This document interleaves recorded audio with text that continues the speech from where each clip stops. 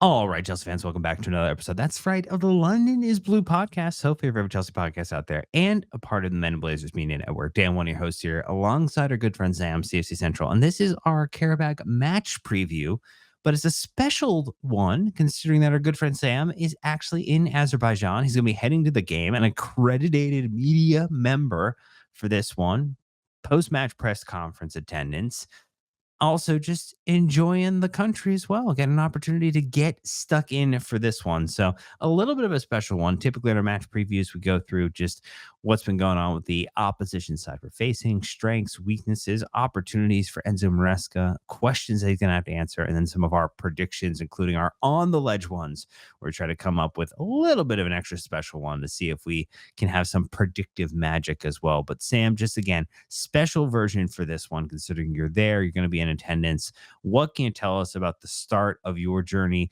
in Azerbaijan and this opportunity to take in the game in person? I think I want to go a little further back and just start with the start of my journey, period. And that goes, I just have to start off by thanking, first of all, you, Nick, Brandon, everybody at, the London is Blue podcast, as well as everybody who spends their time, gives me, the honor of listening to everything that I talk about. And if that wouldn't have happened, I wouldn't be here. So right now, I'm just a little nervous boy. Even though the email has come in saying it's been approved, until I have the card in my hand, I'm still going to be nervously sitting around in my hotel room, hoping everything goes well. So it's a massive thank you to all of you. If you wouldn't have been reading the newsletters or tuning into our podcast, probably wouldn't be here. Not probably, definitely wouldn't be here. So super humbled and hoping to provide like really, really good coverage on the ground from the stadium, from training. Hopefully, we'll get to ask Maraska a couple of questions. So yeah, it'll be amazing. But the country is beautiful, and it's quite a breathtaking city in terms of being able to walk. I think I've also just come just before winter setting in, so you walk outside and there's rain clouds hanging over the city. The Caspian Sea just blows a nice wind towards you. So it's a very walkable city. You can walk for like kilometers without anybody giving you any trouble. So it's, I think, the ideal circumstance. A lot like London, I believe, in terms of the temperature. So I feel our boys will be quite at home. So I'm hoping for a really, really good game and 3 points to take away. 3 points would, in fact, be lovely. And that would be a great way for Chelsea to kind of continue what we've been doing in the Champions League, at least after that first match. Because, well, that wasn't the best. But I think we do appreciate that, Chelsea are looking to get the job done in this one. Again, just a reminder, currently sitting in 11th place in that wonderful 36 team table. Chelsea's record right now: 3 matches played, 2 wins and a loss, 7 total goals for, 4 against for a +3 goal difference, and 6 total points. That does put them in a grouping with Newcastle, Barcelona, Liverpool, ourselves, Sporting, Qarabağ as well, Galatasaray. That is your grouping of effectively 8 through 14th that all have the same number of points. And look, you get 3 more, you're back up to 9, which is, where PSG, Bayern Munich, Inter, Arsenal, Real Madrid all sit currently. So, the table is very fluid at this point in time. But again, we are going to be talking about just, what's been going on with Karabakh. We're going to talk again a little bit about some of their, way that they're playing and things to consider, particularly from I think just ease of access, Sam. Just it is a team that is a little bit harder to watch outside, from a league perspective. And then the comp really doesn't compare as well. So we are going to focus primarily on the games that they've played against other Champions League level competition. And again, they have a record that is 3 matches played, 2 matches won, 1 match drawn. They've got a 6-5, so goals for, goals against, so a +1 goal difference. And I think that makes for some interesting conversation. It does. And I think what Karabakh really, really, I mean, in terms of what they love doing, is the fact that they consider themselves just, the underdog entering a competition and willing to go and make some really huge waves. And they've done this consistently. A few years ago, when they made their Champions League bow, they went up against Atletico Madrid in the old format in the group stages, and they actually emerged with a point in each game against Diego Simeone. So nobody was expecting an Azerbaijani side to do it. This year they've come in. They actually beat Benfica 2-3, which resulted in their coach getting fired and Jose Mourinho coming in. and then recently they went in and basically took apart like Copenhagen and emerged with all 3 points there. So it's been quite the journey for them. And it's a side that relies a little bit like Chelsea. Like they love being the underdog. They love being counted out of the equation, and then they will come and make a lot of issues in, especially in Baku, where at home they've got some incredible galvanized home support. So I do consider that to be a little bit of an issue. I did watch the Benfica game. I did watch the Bilbao game, which is the last Champions League game for this one, and both games contrasting because one they showed what they're capable of, and the other I don't believe they showed most of what people were expecting from them. So it will be a tricky customer, and especially the home support might play a big part here. So it'll be interesting to see how we cope, especially with what both of us believe will be quite a rotated side. Yeah, we will get into some predictions around the lineup here, but I mean, maybe just to kind of get off on the top. And we obviously have just a few players who are kind of currently not available and fully fit. So this is the same names you're used to hearing recently: Cole Palmer, Levi Colwell, Belmont Badiashile. Just maybe in terms of any Qarabağ player that does not seem like they're going to make this game, at least at time of recording, Sam? Or do you feel like we should just jump right in to have a conversation about the team, their setup, and what people should know just at the top level about how this team is constructed and plays? I think they have essentially a clean bill of health. Maybe a couple of players who are doubts, but obviously they're not going to miss a fixture of this magnitude. So I believe it's going to be like a full bill of health for him to choose from. For us, obviously, you mentioned three names that might not make it. So I think the injury issues, touchwood, just healing a little bit. But yeah, I think it's just trying to focus more on what we are trying to do rather than what Karabakh will be trying to do. So yeah, I think it's just that. I couldn't really point out to like a couple of players that people might know or are of a magnitude or of a playing capability that people might be able to reference. So I think we'll just like move on to the next point and try to profile their tactical, strengths and go from there. Awesome. Well, I mean, I do think they've got a very interesting managerial conversation that we can kind of start off with, and then maybe go a little bit into just how they play from an attack perspective, and maybe set the stage for that conversation around both kind of their striker and then also who operates in their 10 as well. Yeah, absolutely. I think why we need to talk about the manager is because he's been at the helm for a good 15, 16 years now. I mean, he took over in 2008 and basically a legend in Azerbaijani football, used to be a very big national team player, also was their top scorer until very, very recently when he was surpassed by an active player.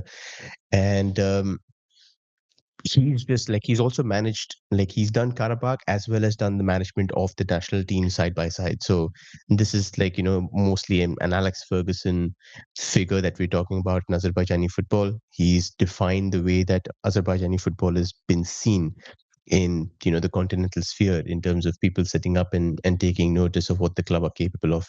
I would love to go into the history of the club, Dan, because I think it's a very unique club, but I'm working on a newsletter that will drop sometime later today. And I'm hoping, like, if there's anything you read from me, please go out there and give this one, a little bit of love because uh, it's just fascinating circumstances for the club, the players, the manager as well, and also the people who will be supporting this because it's a very very unique situation the club is in. One of the only clubs in, I would say, European football that doesn't really have a home where they play at. They don't have a home stadium. They're playing in the capital city, but they're not from here. So more on that later on. But I think the manager himself is this iconic, charismatic figure.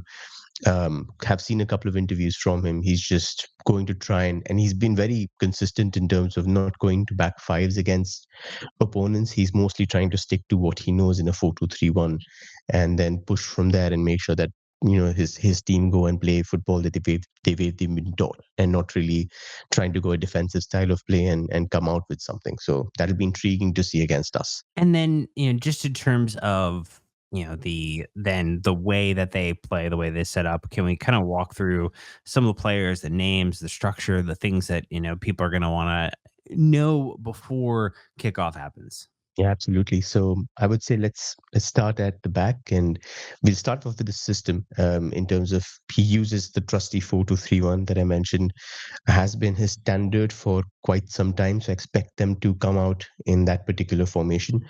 Stylistically, when they are playing against a team which is of, I would say, comparable in terms of quality, that the disparity is not too much, then they will try to play a very high intensity possession game, but the possession is quite quick. They will try to move the ball through lines very quickly.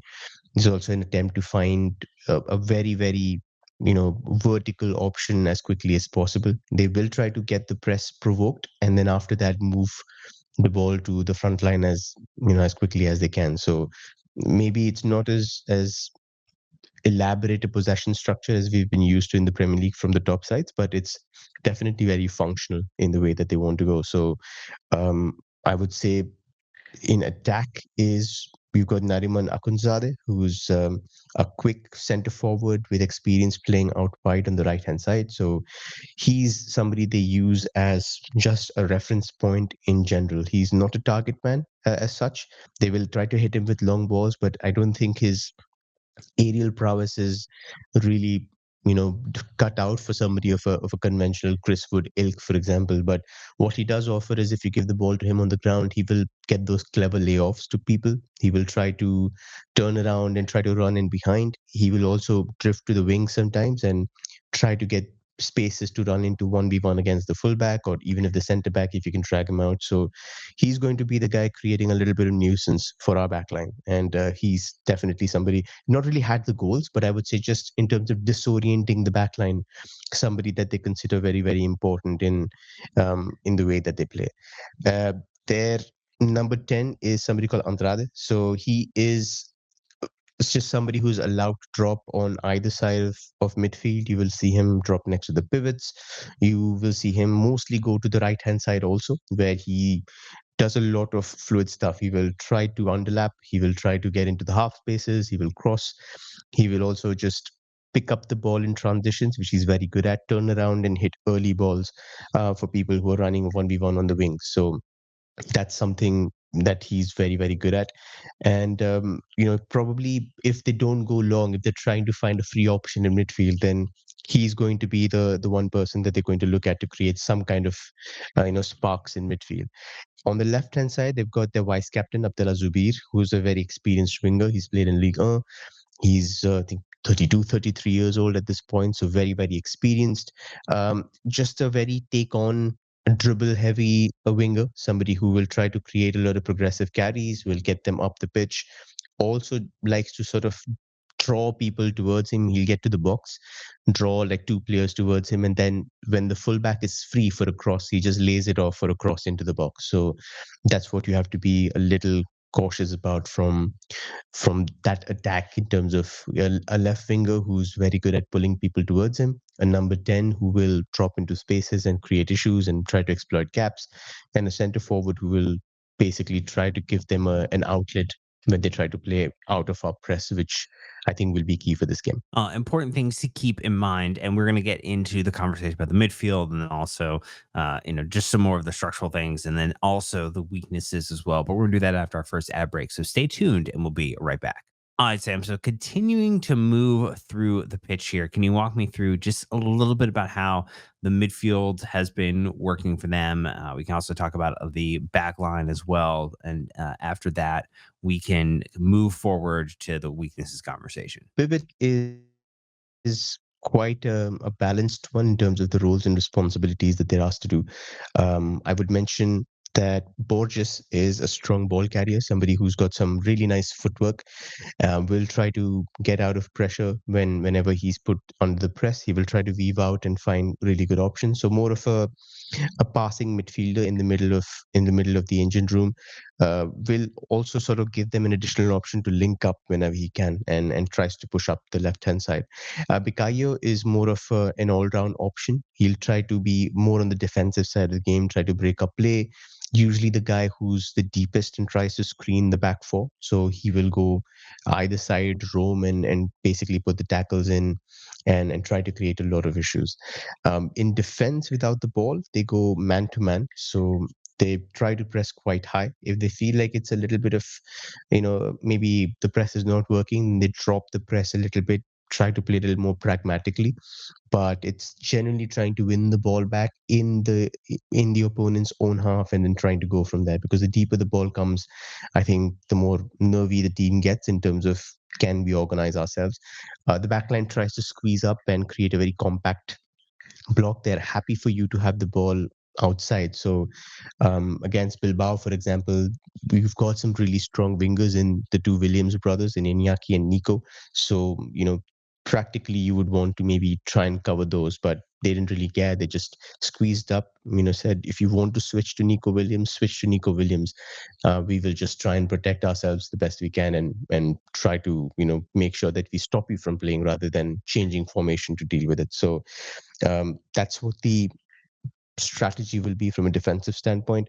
Kevin Medina is a Colombian who's the experienced head in the central defense. He will look to marshal it in that tight line and quite a good dueler in the box. Also some good carrying ability. So if he picks up the ball in midfield, he will, make the kind of runs that Zuma did against Ajax, where he will stride forward and move the ball to the wing and then attack the box for a header. But mostly it's going to be like a very stubborn defense. The fullbacks are quite important. I think what I want to point out is Matheus Silva on the right hand side. He's somebody who had an excellent game against Benfica. Was supreme defensive wise. I think he had like 15 ground duels that game, and he won 13 of them against two really good players in Schelderup, and I don't remember the other one who came on the left hand side, but yeah, Prestiani, Gianluca Prestiani. So basically had a good game against them, 13 ground duels against Benfica, and was key to keeping their very attacking, volatile left side quiet. So those two are the guys, and that I'm watching in the defense, and hopefully we'll be able to breach it. But will offer a little bit of resistance against our attackers. All right, then. So let's take a look at the opposite side. We talked about some of the strengths and the style of play. What are a few of the weaknesses that we should be aware of or consider with this side? Yeah, I think the one thing that I would like to start off with is the two players that I just mentioned. So Silva at right back and Medina at centre back are quite vulnerable 1v1 and for different reasons. Silva, I believe, is somebody who will push up a lot. In fact, if you look at their attacking style, Dan, most of the times they will try to win the ball in the center.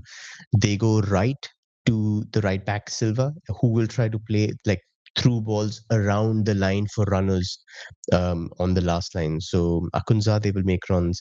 Sometimes, Andrade will try to run from number 10, and they will try to run in behind that line with the right back providing through balls, which is quite interesting. So Silva will be asked to push up as much as he can and provide that kind of threat. And he leaves that space, which I believe is quite lucrative. And Bilbao were just waiting for Silva to push up. And then the switch would be made for Nico Williams against the right centre back. And that created a lot of issues. Medina, I believe, even though he's good in the air, can be exploited for speed. He's quite weak 1v1. There were a lot of times when Iñaki Williams and even the centre forward, when it was switched up post the injury to Iñaki, Alex Berenguer came 1v1 against him and basically beat him multiple times to the byline. So I believe that right winger slot, whoever it is, if it's Estevao, if it's Pedro Neto, whoever it is who comes up there, could have like a really good day against Medina if we're able to isolate him 1v1. So I think in terms of positions, those two are the ones I'm looking at in the back line. The second I'd say is like this happens due to game state. If they are trying to chase a goal, or even if they're trying to accentuate their press, the high line can push up a little too much. They'll come up close to the halfway line to try and amp up the pressure. But the speed at the back line isn't quite there to try and cope with it. And the first goal that came for Atletico was that Guruceta was able to just walk towards the halfway line and then sprint past the back line, and Medina didn't even get close to holding him. And there was a 1v1 which he finished off, and Bilbao went on to go from 1-0 down to 3-1 up. So that's something that I would note. Look out for the high line, and if there's speed to exploit with somebody like a Neto, somebody like a Gittins or a Garnacho running in behind, this could be a lot of trouble for Karabakh. So I would say the high line on occasion can be a little bit of an issue. They also suffer from, obviously, I don't wish to be brutal about them, but it is an honest fact. They do suffer from the kind of technical polish that you would even against the mid or like slightly upper tier Champions League team. The composure isn't there when they're trying to play out the back. Against decent teams that might work where they're trying to build out. But I think the game is more about being stubborn, winning the ball back, being resilient in terms of how to take opportunities. They're not really somebody who'll be used to playing out the back. So if they try to do that, press the goalkeeper, press the defenders, press the fullbacks, and you will get joy. It doesn't look polished enough to me. There are some sequences where they'll play out the press, but most of it looks a little raw. It looks a little unpolished, and that could create issues if there's too much pressure. And I'm looking at the Spurs performance then, where we did put an incredible amount of pressure, and there were a lot of dividends there. So if you've got a centre forward that really can't hold up the ball against the likes of Trev Chalobah or Wesley Fofana or Tosin, because you can't go aerial against the somebody of that centre back's quality against a centre forward who's not really good in the air, then they will have to try and create something at the back. And I think that's where a couple of mistakes could happen. And the last thing I mentioned, which I would say is like the biggest weakness, is that they just didn't look like they were very happy to stay with the number 10. Either of the centre backs refused to commit too much.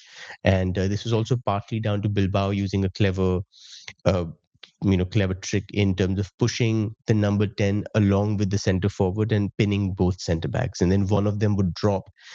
And there were multiple occasions where Medina was shouting at his centre back partner saying, "You're supposed to drop that, you're supposed to follow that number 10. He's receiving with absolutely no pressure on him at all." And whoever it is who plays in that number 10 position, I don't know if it's going to be Joao Pedro, but whoever it is who plays there, I think they are going to be able to receive in really good positions. The centre forward also might be able to drop and receive. So in a Joao Pedro, I think it's one of those games where it doesn't matter where you play him if he plays. But hopefully it'll be Marquinhos up front, and whoever it is at number 10 will be key to creating those openings. I don't know if it's going to be Bonanote. Most probably yes. But even if he does play, then I think that this might be the game where he shines and gets a lot more, opportunities to show why exactly we got him on loan. And then, we have questions then that Enzo Maresca is going to have to answer, things that he's going to be thinking about. I'm sure the first one, because you mentioned a couple times, is about rotation in. So I'll let you throw that one here, but you might have a few more before that or after that. Let me know. Absolutely. I think the first one would be rotation. Like we've obviously had an interesting game against Spurs from a physical standpoint. We did press a lot, so there were exertions there.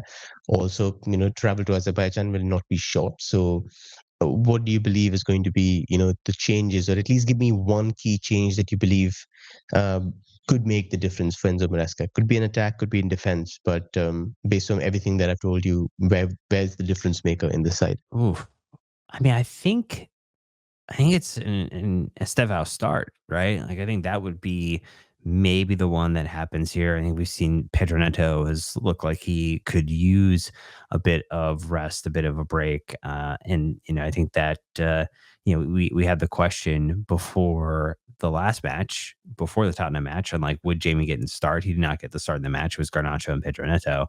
I do think that switch in the attack of Gittins and Estevao starting this game is probably the biggest of the switches. And we know that Mark Guillou did not feature in the game against Tottenham. So it was Joao Pedro who got the goal, got the minutes. And, there was still conversation from Enzo Maresca about how he's not 100% where he should be physically. So I think that in mind, I think those probably are the three biggest changes that he's going to roll out, with a Marquinhos in the center of the attack, Jamie Gittins on the left hand side, and a Estevao to start on the right would be my guess. I think that is the big overhaul to the attack heading into this one. Yeah, I think that's absolutely fair. So no Joao Pedro for you. You think you're going to rest him for this one? Not really get our key players, like even say example for midfield. Let's the attack. I absolutely agree. The wingers might be are good enough in terms of a quality standpoint to step up and create issues. But what are you thinking in midfield? We've played Reece there. We've played, obviously Enzo and Caicedo have had their issues this season with the exertion. So what does your central midfield look like? Maybe one looks like Andre Santos, but who's the other one? Yeah, it's a fair question. I mean, I think that he's probably considering one of two things. One, I mean, you effectively have this match. and then the match on Saturday against Wolves, and you're not playing again until the 22nd of November, aka one of the coolest days of the year, my birthday, against Burnley. So you have this international break coming up that is going to allow, hopefully, a few of these players who are needing some time off, needing some recovery, and opportunity to rest, refresh, reset. For those that are not getting called up or not getting sent on incredibly long distance journeys over the coming weeks. And so I do think he would like to not have to start all of his primary attackers or his midfielders there. That said, I think I do think Andre Santos gets the start, and I think that could it be a half each for Enzo and Caicedo potentially, or 20-25 minutes on the back end, depending upon how the game is going with Bonanote starting. Like that could feel pretty realistic to me in terms of what he does try to pull off in this game. Again, I do think we'll see obviously we saw Cucurella and Reece James play as well as Malo Gusto on started but then ended up getting subbed off. I do feel as if it's a game for Josh in the back line. It's a game for potentially Hato in the back line. And then, some combination and maybe some rotation there. One player we will not see. I do not think Jorgensen will start in the back line in our defense. I do think it's a Sanchez game. That would be my kind of assertion there. Was that in our defense a pun on Jorgensen, considering his last performance? Because he did everything but defense, to be honest. But Oh, yeah, yeah, it was pile on. quite offensive to watch. Yes, Sam, that's very fair. No, but yeah, I think I completely agree. It's I don't know. I'm asking the dreaded question here, Dan. Do you think Romeo Lavia plays the 90 by any chance, or is this just play one half, or you know play in next to Santos and get maybe like a not so balanced pivot, because ideally this is the game that you want to give them, ideally 90 minutes each to stay in contention or have that game time with them. You think Lavia plays 90? Oof. I mean, Lavia has not played many 90s since coming to Chelsea at this point. And He so hasn't played you were 90 asking, throughout a season, so I was saying that might have been, yeah, I was asking if that's an early on the ledge prediction for you because Romeo Lavia has played parts of 90s. He has not played full 90s at Chelsea. And so I would be very interested kind of for your thoughts there on like, is this the time? Is this the opportunity? I mean, again, the 24-25 season when he had 17 total matches played, he ended up with 842 minutes across those with 12 starts. I mean, that would be the closest we could come to talking about, the player getting, longer appearances in a game. I mean, I think it was the Chelsea match against Benfica. I mean, in the Club World Cup, I mean, he had an 85-minute appearance there. He had 85-minute appearance against Aston Villa in the 3-0 win, but he has not gotten a full 90. So I guess your question is like, can this be the year? Can this be the season that he ends up with one? Maybe it will be. This would be a good opportunity to start doing that for sure. Mhm. Absolutely. I think more power to him. So could be an interesting one to see two guys who are competing for the same role starting with each other. But I think if there's any game that you'd want to do it, then doing it here might be a good decision. So that would be very interesting for me to see Lavia push 80 plus minutes. Let's move on to the ledge predictions then. What are you thinking scoreline wise, and what are you thinking will happen that people don't expect? Well, we're going to get those on ledge predictions here in just a moment, but it's going to be after this break. So stay tuned. I'll be right back. All right, Sam. So you asked for an on the ledge prediction for this one.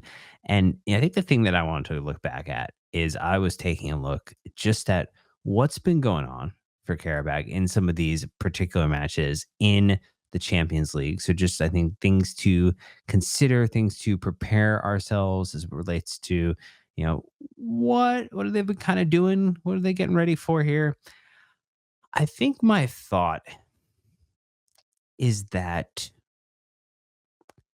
we will win the game. I think we will win the game 2-1.